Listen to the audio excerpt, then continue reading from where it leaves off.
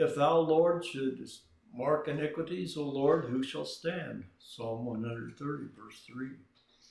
Although the priests under Ezra and Nehemiah's ministry were breakers of the seventh commandment, marrying foreign wives and forsaking the wives of their youth, nothing is recorded against Joshua the high priest, co-leader with Zerubbabel, in the first return to Jerusalem from exile 536 BC.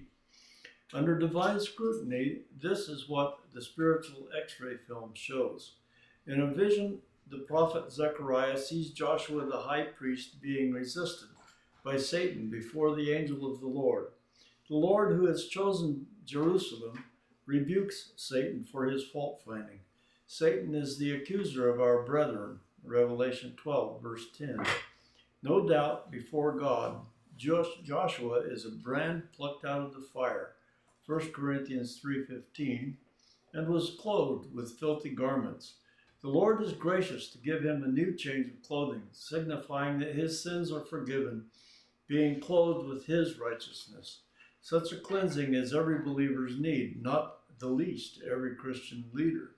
The mitre is mentioned in Exodus 28, verses 36 through 38, which has upon it the words, holiness unto the Lord. The mitre is worn on the high priest's forehead to bear the iniquity of the holy things, which the children of Israel shall hallow in all their holy gifts, that they may be accepted before the Lord.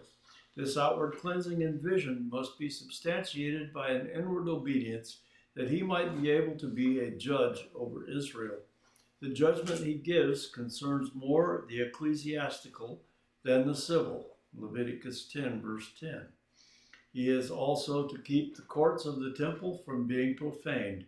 The high priest is one who has direct access to the Lord, being the nation's representative. From Joshua the high priest, the vision leads us to the branch, even as his name is that of the coming Savior of Israel. Joshua is a type of Messiah. The stone is another name for the Messiah. The 7 eyes signify the perfection of wisdom, even the Lord's omniscience. The engraving of the stone refers to Messiah's beauty and grace as seen in polished stones. Through this stone and branch, Israel's iniquity shall be removed, and that day refers to the millennium and under the vine and under the fig tree, which occurs in Micah's prediction of the day when there will be no war, but Christ's peaceful reign, Micah chapter 4, verses 1 through 4, should also make us glad. And then let's go back to our Bibles, to the book of Zechariah. And we'll read chapter number 4, Zechariah chapter number 4, beginning at verse 1. And the angel that talked with me came again and waked me as a man that is wakened out of his sleep, and said unto me, What seest thou? And I said, I have looked, and behold a candlestick all of gold, with a bowl upon the top of it, and his 7 lamps thereon, and 7 pipes to the 7 lamps which are upon the top thereof. And 2 olive trees by it, one upon the right side of the bowl, and the other upon the left side thereof. So I answered and spake to the angel that talked with me, saying, What are these, my Lord? Then the angel that talked with me answered and said unto me, Knowest thou not what these be? And I said, No, my Lord. And he answered and spake unto me, saying, This is the word of the Lord unto Zerubbabel, saying, Not by might nor by power, but by my Spirit, saith the Lord of hosts. We were speaking the other night in our Bible reading, a Bible study on Sunday afternoon, about there was a popular Christian artist who sang some of the words there, and these words are another one of her same songs. It says, not by might, not by power, but by my Spirit, saith the Lord. And this is where she got those words. It says, Who art thou, O great mountain? Before Zerubbabel thou shalt become a plain, and he shall bring forth the headstone thereof with shoutings, crying, Grace, grace unto it. Moreover, the word of the Lord came unto me, saying, The hands of Zerubbabel have laid the foundation of this house. His hands shall also finish it. And thou shalt know that the Lord of hosts hath sent me unto you. For who hath despised the day of small things? For they shall rejoice and see the plummet in the hand of Zerubbabel with those 7. They are the eyes of the Lord, which run to and fro through the whole earth. Then answered I and said unto him, What are these 2 olive trees upon the right side of the candlestick, and upon the left side thereof? And I answered again and said unto him, What be these 2 olive branches, which through the 2 golden pipes empty the golden oil out of themselves? And he answered me and said, Knowest thou not what these be? And I said, No, my Lord. And then said he, These are the 2 anointed ones that stand by the Lord of the whole earth. So let's go to page 122 and we'll read from our text, chapter 4, Vision of the Golden Candlestick. The golden candlestick is part of the temple furniture, which originates from Moses' tabernacle. It signifies Israel to be God's appointed light to the world. So is the church. In this vision, we see more than a candlestick, yea, the 7-branched candelabrum given by God to Moses after the pattern that was showed thee in the mount, in Exodus 25, verse 40.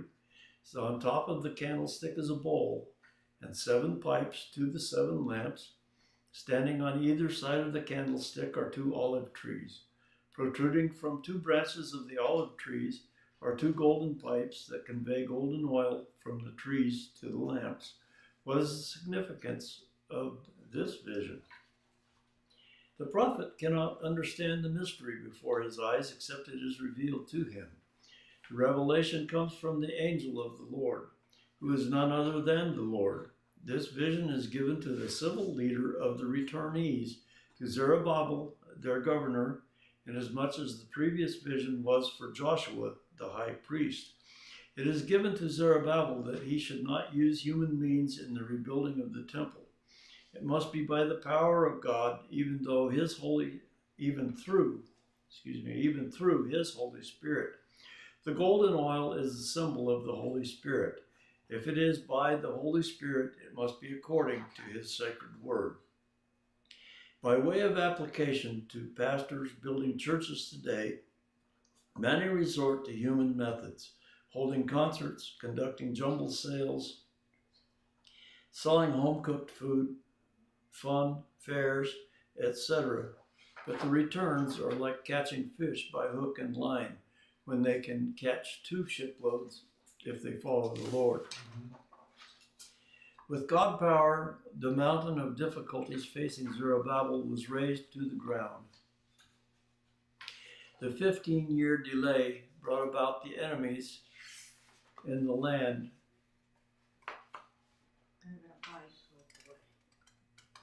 Pardon? Brought about by the enemies. I cannot hear you. Brought about by the enemies. The 15-year delay brought about by the enemies, and the land was swept away. And the land was swept away when Zerubbabel now worked in the spirit of his power. The temple was completed in a matter of 4 years in 516 BC. The altar and foundations of the temple were laid in 536 BC.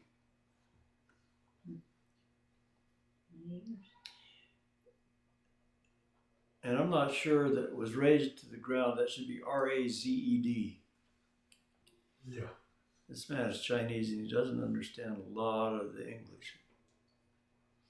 He's very good with it, but there are a lot of words that he's not familiar with, I'm sure. R-A-S? R-A-Z-E-D. R-A-Z. That means torn down, bulldozed, raised. You know, you shave your face with a razor. That's raised. I didn't know there was such a word. I thought it was R-A-I-S-E. No, that means raised. Step. No, this means torn down to the It ground. was torn down, and that makes, see, if you look at this sentence, What he meant was razed, R-A-Z-E-D. In other words, it was torn all the way down to the ground, raised. You can't say it was raised, R-A-I-S-E-D, because that means Raised up. It was lifted came up. up. Things that grow from the ground up. Wow. Being raised is being shaved off. That makes sense. Same word. Right I down. see. They say the building was raised. Ah, I see. I'm trying to think that the old Ramada Inn down here, when they took it down, Yeah. it's been totally raised. You won't see any sign of that building anymore, and that's what they're talking about. God power. The mountain of difficulties facing Zerubbabel was raised to the ground. The 15-year delay brought about by the enemies in the land was swept away when Zerubbabel now worked in the spirit of his power. The temple was completed in a matter of 4 years in 516 BC. The altar and foundations of the temple were laid in 536 BC. So there were 20 years there, weren't they? Yeah. Zerubbabel, who put the headstone to the building, was supported by the people shouting, "Grace, grace." Yes, it is by God's grace that we can succeed. In this light, our beginnings in the work of the Lord may be small, but our consummation will be great. Christianity began through the 12 apostles. In their lifetime, it spread to the four corners of the Roman Empire. The plummet in Zerubbabel's hand shows him measuring vertical dimensions of the new temple. Now, you remember we talked about a line with something hanging on the end of it called plumb or plumb bob. Okay? Oh, that's See, I'm nodding your head. You understand what that is. Yeah. Yeah. And he's measuring vertical dimensions with that because that string is perfectly straight when that bob is hanging quietly by itself. Okay. The 7 eyes signify God's omniscience and wisdom and his providential care of God's people. The 2 olive trees, no doubt, are the 2 leaders through whom the power of God is channeled into the temple now in the course of construction. Okay, and let's go to Zechariah chapter 5. We'll read Zechariah chapter 5, beginning at verse 1. It said, "Then I turned and lifted up mine eyes and looked, and behold, a flying roll. And he said unto me, What seest thou? And I answered, I see a flying roll. The length thereof is 20 cubits, and the breadth thereof 10 cubits. How long is 20 cubits? 30 feet. It's about 36 feet. 1.5, 30 feet. Yeah, 30 feet. 1.5 feet per cubit. Yeah. And the breadth 10 cubits, says 15 feet wide, 15 feet wide and 30 feet long. Then said he unto me, This is the curse that goeth forth over the face of the whole earth. For every one that stealeth shall be cut off as on this side according to it. And every one that sweareth shall be cut off as on that side according to it. I will bring it forth, saith the Lord of hosts, and it shall enter into the house of the thief, and into the house of him that sweareth falsely by my name. And it shall remain in the midst of his house, and consume it with the timber thereof, and the stones thereof. Then the angel that talked with me went forth, and said unto me, Lift up now thine eyes, and see what is this that goeth forth. And I said, What is it? And he said, This is an ephah that goeth forth. He said, Moreover, this is their resemblance through all the earth. And behold, there was lifted up a talent of lead, and this is a woman that sitteth in the midst of the ephah. And he said, This is wickedness, and he cast it into the midst of the ephah, and he cast the weight of the lead upon the mouth thereof. Then I lifted up mine eyes and looked, and behold, there came out 2 women, and the wind was in their wings, for they had wings like the wings of a stork, and they lifted up the ephah between the earth and the heaven. Then said I, the angel that talked with me, Whither do these bear the ephah? And he said unto me, To build it an house in the land of Shinar, and it shall be established and set there upon her own base. So now you can see from his description where we get this vision of angels with these big wings. You ever see a stork? They're a big, tall bird. Their head's maybe this high. Oh, wow. And they have big, big, wide wings. They're like 4 feet, maybe 5 feet. When they fly, storks and herons and cranes, they're all similar birds. They have a long pointed beak. Yeah. And, They got a neck like a snake bird. well, they have a long neck, yeah. And so chapter 5, vision of the flying roll in our text, page 124. This flying roll, the first time I saw that flying roll, I keep thinking of a fried cinnamon roll flying. I'm thinking, yum, I want that thing. But it wasn't a roll like that, was That's a it? good way to think of it. It was a roll. And it says that this frying roll, apparently made of parchment, sheepskin or goatskin, which ancients used for writing, had the measurement of the holy place in Moses' tabernacle and the measurement of the porch of the Temple of Solomon. 20 cubits by 10 cubits equals 30 feet by 15 feet. And we went and did the math. This flying roll soars over the whole earth or the whole land of Israel. In Jehovah's covenant with people that they should obey him, he seals it with blessings to an obedient people, but with a curse upon those who rebel against him. Deuteronomy chapters 27 and 28 says, apparently this flying roll issuing from the house of God contains the middle commandment of each of the 2 tablets of law. The third commandment forbids taking God's name in vain, which is stated to be swearing with a false oath. The 7th commandment, which forbids stealing, curses those addicted to it, inasmuch as the 3rd commandment curses those who forswear. It seems the sin committed by the people of God in Zechariah's time centered on cheating, stealing commercially under the guise of religion.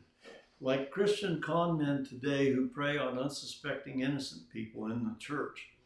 This is a double crime that must be totally annihilated. The culprit may try to keep his nefarious plan or actual crime secret, like one hiding in some secret room in his house. This will be of no avail because as the flying roll cannot be thwarted from entering his house, so will God's punishment be irresistible. It shall remain in the midst of his house, and shall consume it with the timber thereof and the stones thereof. Verse 4.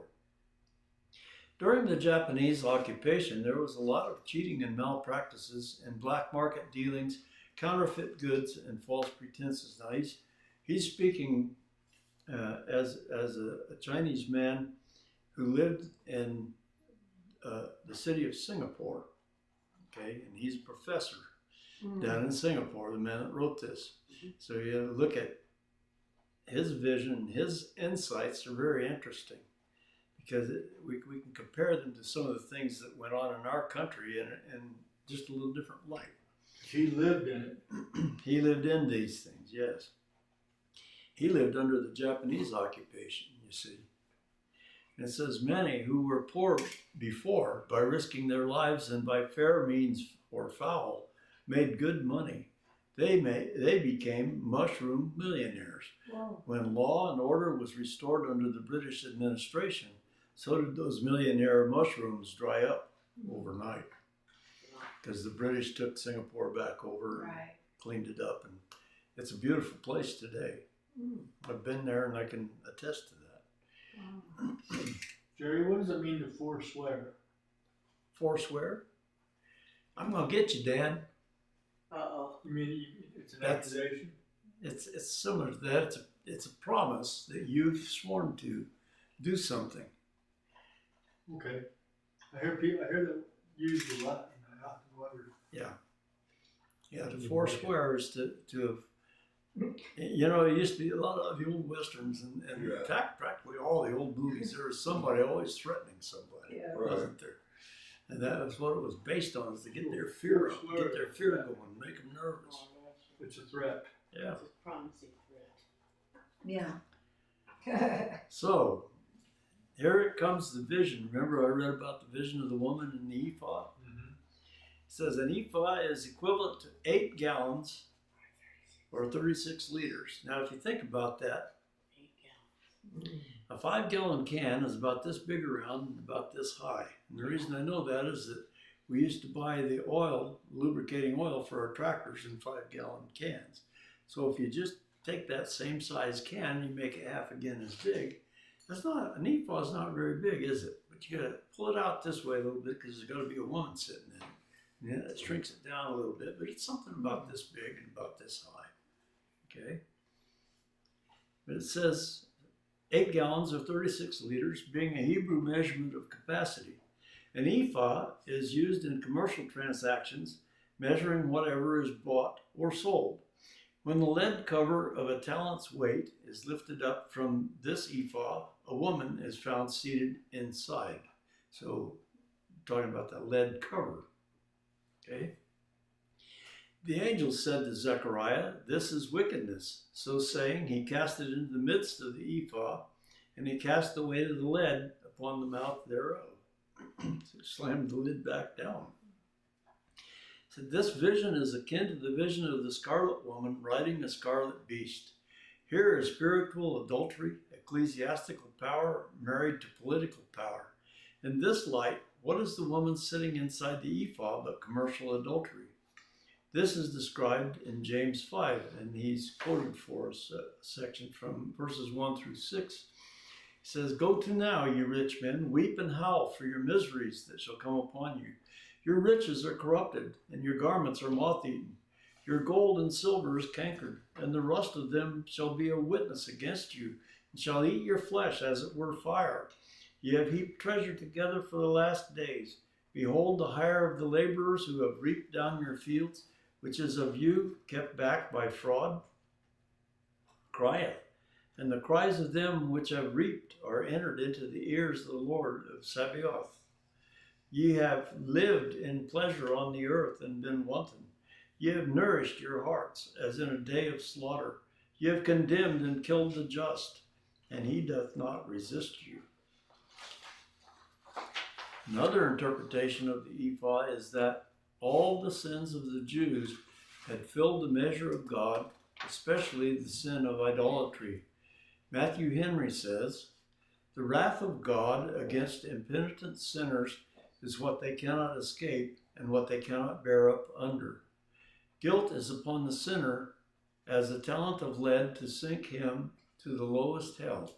He sees the ephah with the woman thus pressed in it, carried away to some far country. The instruments to do this were 2 women with wings, like those of a stork, large and strong, and to make them fly more swiftly, they had the wind in their wings." There are kinds of conjecture about these 2 women.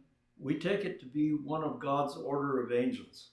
Like women prison warders, he called them warders, he means wardens, okay? It's probably proper British for warden. Yeah. Today, who take care of women prisoners. The woman in the ephah is transported airborne swiftly to the land of Shinar, even Babylon, where man's first rebellion occurred in the building of the Tower of Babel. A house is built for the ephah of wickedness, which means the wickedness which is taken out of Judah is returned to its own base. The Jews learned many wicked things in Babylon. Now that they were returned to the holy land of their fathers, they had no more dealings with Babylonism. Okay? That's a different word. Yeah, that's quite a word, isn't it? Yeah. Okay, let's go to chapter 6, the book of Zechariah. Beginning at verse 1, it says, "And I turned and lifted up mine eyes and looked, behold, there came 4 chariots out from between 2 mountains. And the mountains were mountains of brass." Can you see this in your mind's eye? Are you vision? Yeah. This man's very good at description, isn't he? It says, "In the first chariot were red horses, and the second chariot black horses, and the third chariot white horses, and the fourth chariot grizzled and bay horses. Then I answered and said unto the angel that talked with me, What are these, my Lord? And the angel answered and said unto me, These are the four spirits of the heavens which go forth from standing before the Lord of all the earth. The black horses which are therein go forth into the north country, and the white go forth after them, and the grizzled go forth toward the south country. And the bay went forth and sought to go, that they might walk to and fro through the earth. And he said, Get you hence, walk to and fro through the earth. So they walked to and fro through the earth. Then cried he upon me and spake unto me, saying, Behold, these that go toward the north country have quieted my spirit in the north country. And the word of the Lord came unto me, saying, Take of them of the captivity, even of Heldai, of Tobijah, and of Jedaiah, which are come from Babylon, and come thou the same day, and go into the house of Josiah, the son of Zephaniah. Then take silver and gold, and make crowns, and set them upon the head of Joshua, the son of Josedech, the high priest. And speak unto him, saying, Thus speaketh the Lord of hosts, saying, Behold the man whose name is the branch, and he shall grow up out of his place, and he shall build the temple of the Lord. Even he shall build the temple of the Lord, and he shall bear the glory, and shall sit and rule upon his throne. And he shall be a priest upon his throne, and the council of peace shall be between them both. And the crowns shall be to Helem, and to Tobijah, and to Jedaiah, and to Hen, the son of Zephaniah, for a memorial in the temple of the Lord. And they that are far off shall come and build in the temple of the Lord. And ye shall know that the Lord of hosts hath sent me unto you. And this shall come to pass, if ye will diligently obey the voice of the Lord your God. Let's go to our text, page number 127. And we're going to speak of the significance of the four chariots. In his vision, the prophet sees four chariots drawn by red, black, white, and grizzled and bay horses. These who are sent to walk to and fro through the earth and report back on what they see are the four spirits of the heavens. From these chariots, with their colored horses, we are reminded of the four horsemen of chapter 1, verses 7 through 11. Remember, there were three colors of horses there, speckled in red. Okay. These reappear in Revelation 6, who are practically of the same category except for the riders who are described in greater detail. What do their colors represent? In the order of the Revelation scenario, white signifies peace and prosperity, red, war and bloodshed, black, famine and pestilence, gray or grizzled, death and hell. We need not identify the countries the horsemen visit according to their colors. What we must know is that God is in sovereign control of every situation on earth through the agency of his angels, who are called spirits in Hebrews 1:7. That should be Hebrews with an S. It says, Therefore, the white horseman in Revelation 6 cannot be the Antichrist as it is commonly interpreted. Rather, he is the angel of peace and prosperity until overtaken by the red horseman, carrying a great sword to take peace away from the earth. Insofar as we are concerned, the key to the interpretation of Revelation 6 is to be found in Zechariah 6, verse 5. And the angel answered and said unto me, These are the four spirits of the heavens, which go forth from standing before the Lord of all the earth. And then he speaks of the symbolic crowning of Joshua. It says, From the visions given to Zechariah above, our scene changes to an acting out of prophecy. Here comes three men from the exiled community in Babylon, bringing gifts for the rebuilding of the temple. These three men are of Heldai, of Tobijah, and of Jedaiah.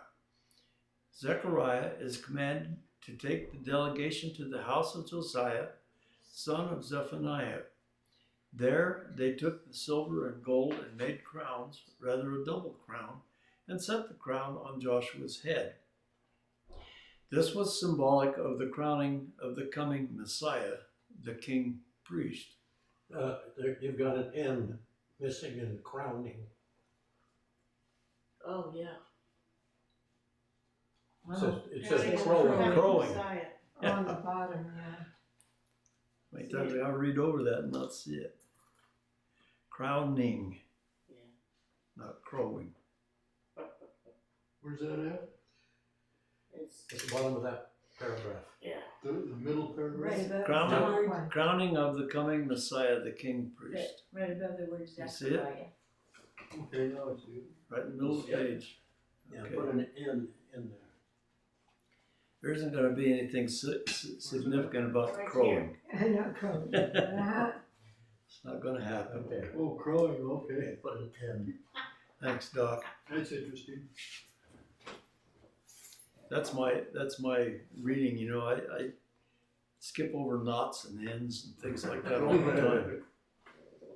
And Well, Brother Towel must have done the same thing. yeah, probably. Zechariah the prophet then addresses Joshua in his coronation of one whose name is the branch, who will grow up out of his place. He shall build the millennial temple, and he shall receive the glory and sit upon his throne and also be priest. He is the king priest. In the light of the mandate to the branch to build the millennial temple, the notion that the Jews will build a tribulation temple before the coming of Messiah is untenable. That Messiah will be a king priest is a new idea to them. The double crown was to be a memorial for Helim or Heldai, Tobijah, Jedaiah, and Hen, another name of Josiah, and was to be placed in the temple of the Lord until Messiah comes. You remember who Josiah was? Josiah was the good king. Yeah. He was the one that God allowed to die so that he wouldn't have to go through the captivity.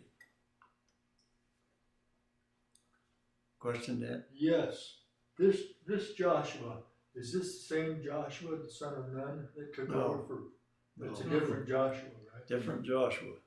Okay. And I got one more question. Okay. This high priest, let me see that. His name is Joshua. I've lost it. Hold on. The question I had, I've lost it. Just, I'll get back to you on it. Okay. Write it down or something so we don't, I will. so we don't miss it for you. I just lost it that fast. Okay. The double crown was to be placed in the temple of the Lord until Messiah comes. The crown was to teach God's universal purpose to use Israel as the means to reach the world. Messiah will bring both Jews and Gentiles together. This is the sign of his messiahship. Amen. Okay. And let's read chapter 7, Zechariah chapter 7, beginning at verse 1. And it came to pass in the 4th year of King Darius that the word of the Lord came unto Zechariah in the 4th day of the 9th month, even in Chislev, when they had sent unto the house of God Sherezer and Regemelech, and their men to pray before the Lord, and to speak unto the priests which were in the house of the Lord of hosts, and to the prophets, saying, Should I weep in the 5th month, separating myself as I have done these so many years?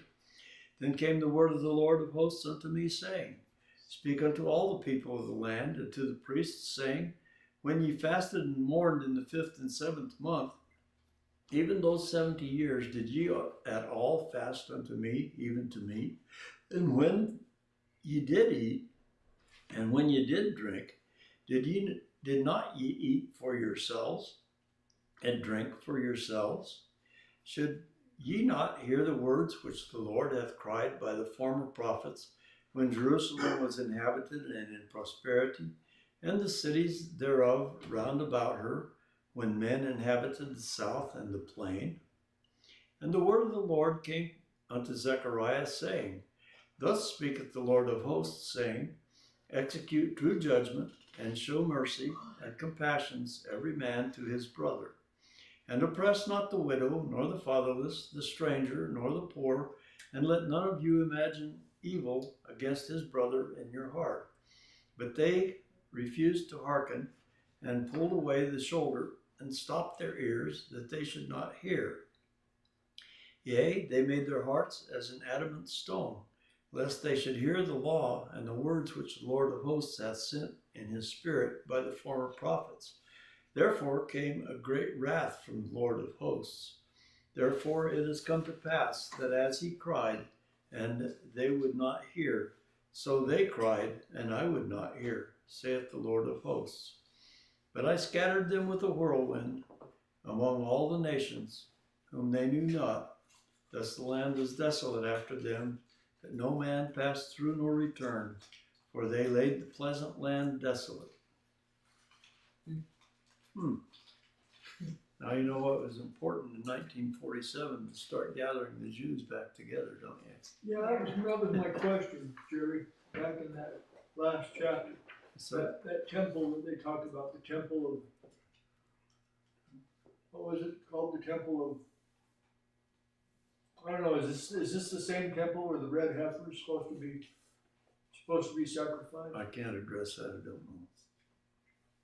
'Cause Sorry. it speaks of that in The temple of the millennium. the temple of the millennium. Yeah. I wonder if that's the same temple that the red heifer is supposed to be sacrificed. This temple that they're building here was destroyed. Well, they're supposed to build another one. Yeah. The third temple. Yeah. The branch. We're not there yet. Okay. In chapter 7. We just read chapter 7, and it Yeah. says, obedience is better than fasting. 2 years after receiving the visions in the aforesaid chapters, Zechariah was visited by a party of the exile in Babylon.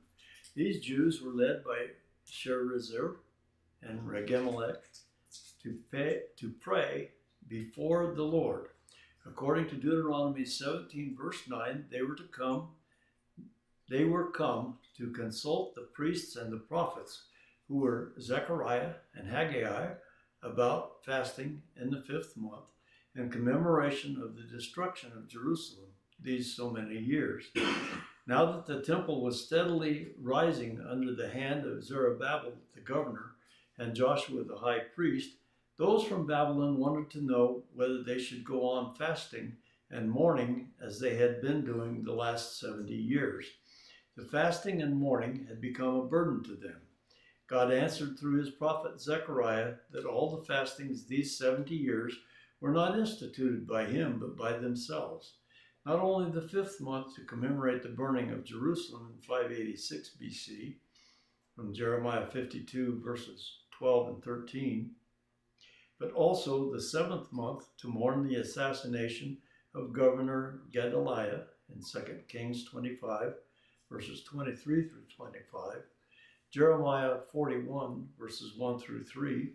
These had lost their meaning, for after the fasting they would eat and drink in abandonment for themselves again. Obedience beforehand was more important than fasting afterwards. It was better the people of Jerusalem had heeded the former prophets when they were well off to practice love and mercy than they would continue to prosper. Because they did not, so judgment came upon them in their being exiled to Babylon. Since these representatives from Babylon inquired, the same message the Lord had sent through the former prophets was repeated to them through Zechariah. And the word of the Lord came unto Zechariah, saying, Thus speaketh the Lord of hosts, saying, Execute true judgment, and show mercy and compassions every man to his brother. And oppress not the widow, nor the fatherless, the stranger, nor the poor. And let none of you imagine evil against his brother in your heart. But they refused to hearken, and pulled away the shoulder, and stopped their ears, that they should not hear. Yea, they made their hearts as an adamant stone, lest they should hear the law, and the words which the Lord of hosts hath sent in his spirit by the former prophets. Therefore came a great wrath from the Lord of hosts. Therefore it is come to pass that as he cried, and they would not hear, so they cried, and I would not hear, saith the Lord of hosts. Remember, we just read these, didn't we? It says, but I scattered them with a whirlwind among all the nations whom they knew not. Thus the land was desolate after them, that no man passed through nor returned, for they laid the pleasant land desolate. A modern example of the irony of fasting and mourning is how Roman Catholics commemorate the death of Christ. In some South American countries, certain of them, while reenacting the crucifixion of Jesus, would get drunk and behave disorderly during the fasting season. And in the commemoration of Christmas, there are those in Singapore who revel in fleshly lusts, not knowing what Christmas is. As for Life BP Church, this is his church now he's speaking of, we make it a practice every year to give the Christmas offerings to needy and worthy members, missionaries, and missions. God has blessed this remembrance of the needy, inasmuch as he has commanded, but when thou makest a feast, call the poor, the maimed, the lame, the blind, and thou shalt be blessed, for they cannot recompense thee, for thou shalt be recompensed at the resurrection of the just. That's from Luke 14, verses 13 and 14. So, that is the end of our text for tonight. And so that we stay within our tracking here, I'm going to end our reading for tonight. And let me see if I can get you to a safe place we can end next week's session. We'll stop right at the end of chapter 10. Okay? Right at the end of chapter 10. So you want to read all the way up to page 140 in the text. And read chapters 8, 9, and 10 in the book of Zechariah. Okay? And that should have you ready for next week.